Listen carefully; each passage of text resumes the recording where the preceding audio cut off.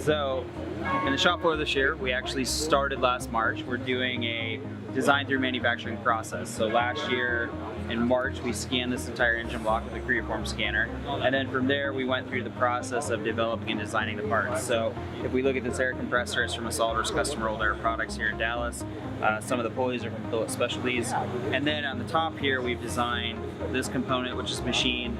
These two brackets, there's one on the back, this pulley, and this component. Those are all designed using SOLIDWORKS and topology optimization.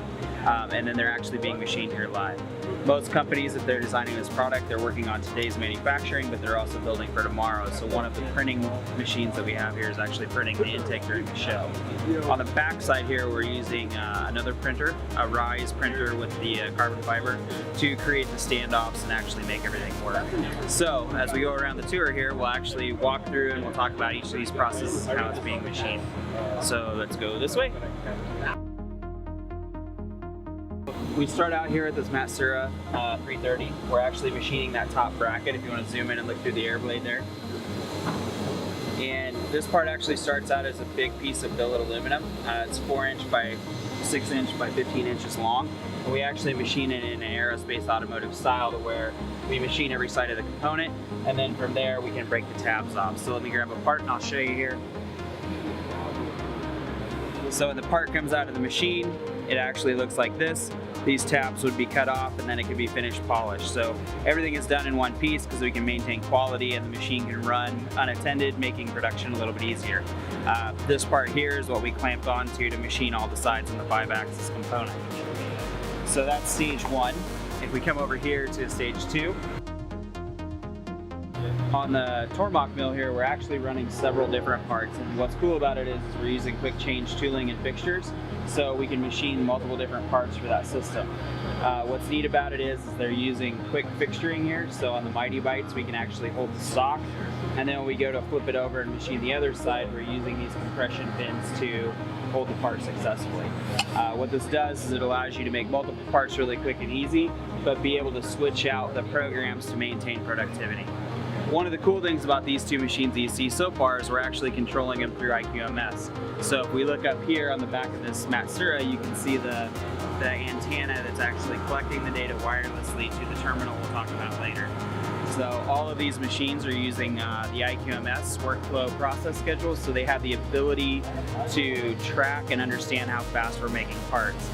The runtime on the Matsuura is about 3 hours. These are significantly faster because they're a smaller part, and because we can swap these out, we can make multiple parts really quick and easy. So we'll go over to the lathes now and we'll talk a little bit about the turning.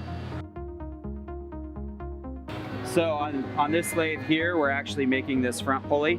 We're making the 2 setups or ops, then we come back and drill the holes over on that machine. You may have saw that picture. So we start by machining the part like this, and we machine in the profile, and then we flip it around in a fixture, and then we machine the outside. What's nice about this machine, just like the Tormach mill, is I have the ability to quickly change the chuck, so I can machine both sides quickly. So if you look at this here, here's the chuck with the fixture. You can pop the part on after operation 1's been done, and we can machine this outside face. So it works really well, it's really fast. Again, this is connected to IQMS, so we have the ability to pull data as the parts are completed off the machine. As I talked earlier about the intake manifold, we're using the Stratasys 370 printer, and we're actually printing the intake manifold. The first 2 parts were done in 20 hours. We're now doing the center with the plenums. It's going to take about another 20 hours to finish. What's cool about this is we're actually using some of this for the Simulia simulation. So we're running through checking airflow and all that good stuff on it. So the printer pretty much does what printers do, just sits there and prints.